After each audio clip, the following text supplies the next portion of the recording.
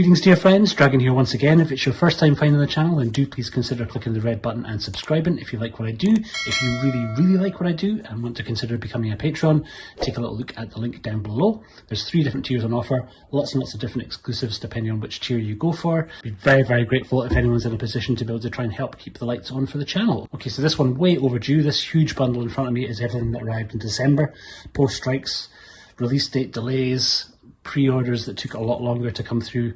It ended up being quite a big month, so without any further rambling from me, we will jump into it. Okay, so kicking things off with 88 Films. Now this one I've already done an unboxing for, and we'll probably do a full proper breakdown in due course once I've had a chance to check out all the new extras. This is the 4K and Blu-ray release from 88 Films of Dragons Forever, with all new absolutely glorious artwork from Sean Longmore. I ended up sort of Frankensteining a couple of different versions together, so I've kept my old Kung Fu Bob O'Brien slipcase from the old version, and then everything else is from the new. Pretty incredible set, one that I know is just starting to ship in the States, so hopefully my friends in the US, you'll start getting your hands on this soon. That was the first from 88 Films. The second was the new version of Snake and Crane Arts of Shaolin, the re-released version, with glorious new artwork by Kung Fu Bob O'Brien.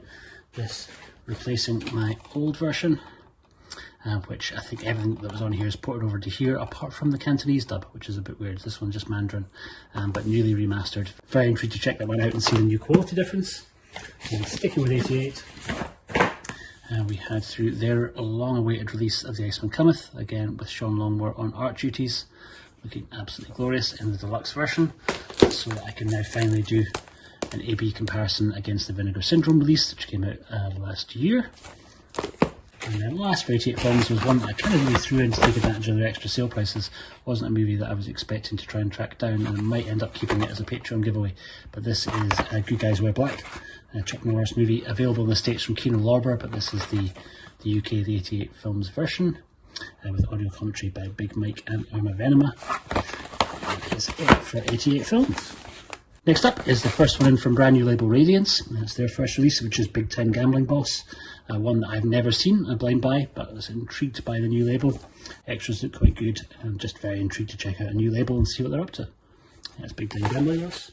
Next one that I've already actually done a sort of unboxing for, and this was my package from my good buddy Will over the Hong Kong Cinema Appreciation Society, who very kindly helped me take advantage of the Barnes & Noble 50% off Criterion sale. So he helps me track down the Infernal Affairs trilogy, the 4K and Blu-ray of Wally, Johnny To's Throwdown, and then a random old DVD from Tai Seng, Ninja and the Deadly Trap, aka Ruthless Tactics, starring most of the Venom mob. At some point I will do a comparison between the Eureka and the Criterion version of Throwdown, and that was my Criterion pickups from the Barnes & Noble sale. Speaking of sales, and this one came from the Arrow sale, and we're doing the Overture sale, and is the Kenji Fukasaki box set, so containing Doberman Cop, Cops and Thunks, and Street Mobster, movies that I've owned individually already but ended up selling after this box set had been released because I'm a huge fan of the cover art for it. I think by Ian McEwan, and we've done quite a lot of work for Arrow over the years. But yeah, really nice set, and great to have more Kenji in the collection. And speaking of Kenji, I also tracked down this, which I had previously had and sold and then regretted it. And we got a really good price on the second-hand but still sealed version. We picked up Arrow's Deluxe Battle Royale box set from just maybe a little bit over a year ago, which I'm going to then sell my old steelbook and keep a hold of this one and try and actually keep it this time. So there's some new Arrow bits. Next one up comes from Vinegar Syndrome, and again another one that's already an unboxing for it, and this is their most recent Hong Kong release of Rainbow Lamb's Burning Paradise.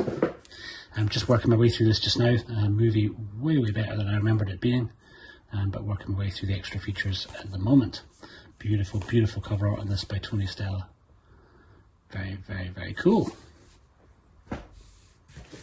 Speaking of things that are very cool, this one is an incredibly generous gift from my good friend Kevin, who knew that I'd been after this for a while. This is kind of one of my absolute holy grails.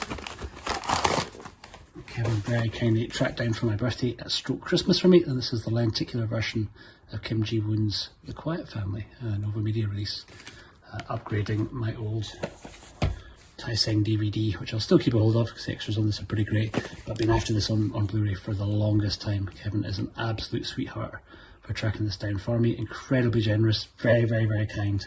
Absolutely bowled over.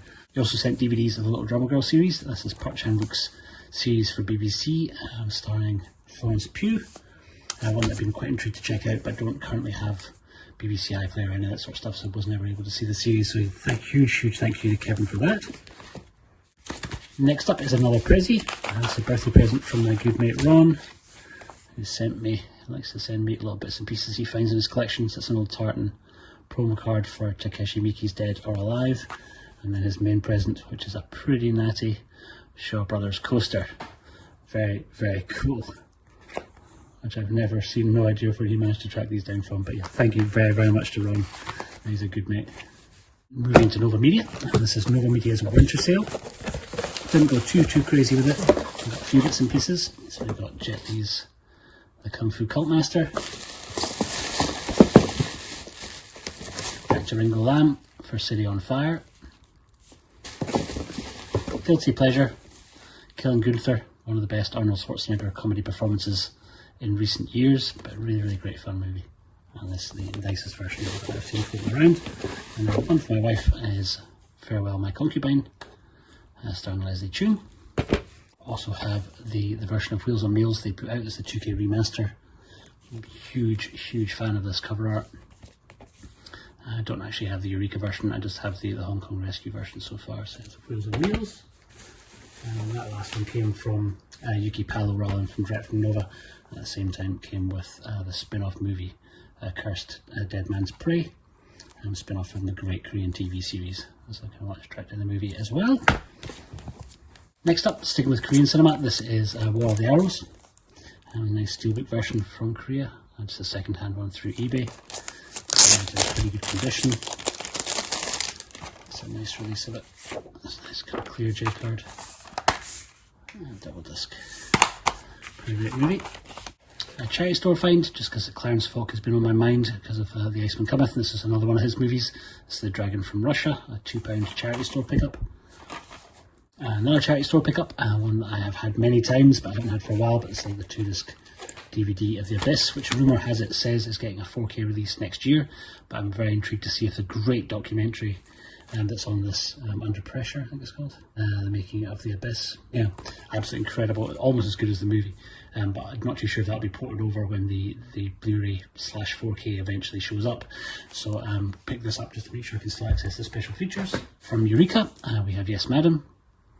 One again, I've done an unboxing for this already, but very excited to actually check out the movie. Very much looking forward to 88's release of the In the Line of Duty box set. So I'm not too sure how many of the Eureka ones I'll get, but pretty stoked to track down Yes Madam. And here we have another Holy Grail. This is one that I've been after for the longest time. I finally managed to track down a copy through Germany. Is the original CJ Entertainment digipack of the Man from Nowhere. Incredible movie. It comes in this nice digipack with a bunch of cards, and I believe signature from the director, which is quite nice too. Yeah, absolutely incredible film.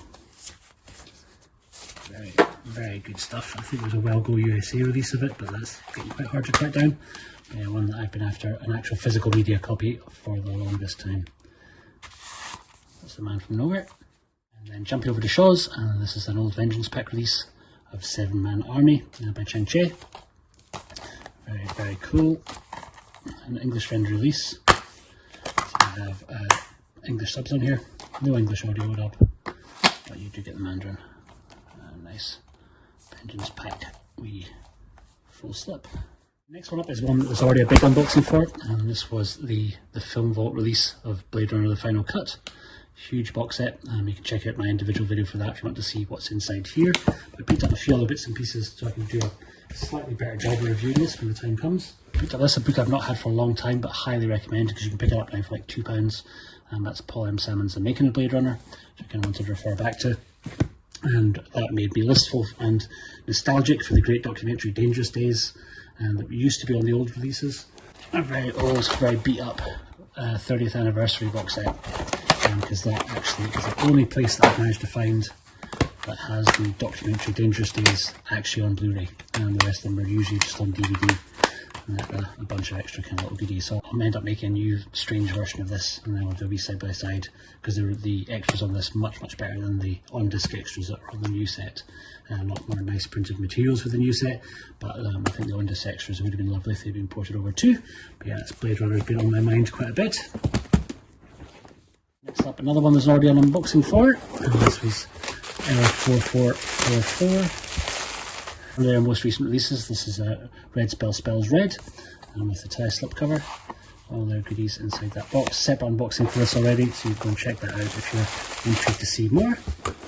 Big birthday and Christmas present for myself. This is Cape Light Pictures, very fancy Ultimate Edition of Old Boy. I'll do a separate unboxing for this in due course, because there's loads of pretty awesome stuff inside that box. Very intrigued to kind of get inside it, but yeah, a second-hand pickup, but still sealed. Another charity store pickup. That's the Castle of Cagliostro. I'll open the third movie, and again just a £2 DVD, but one that I didn't have in the collection.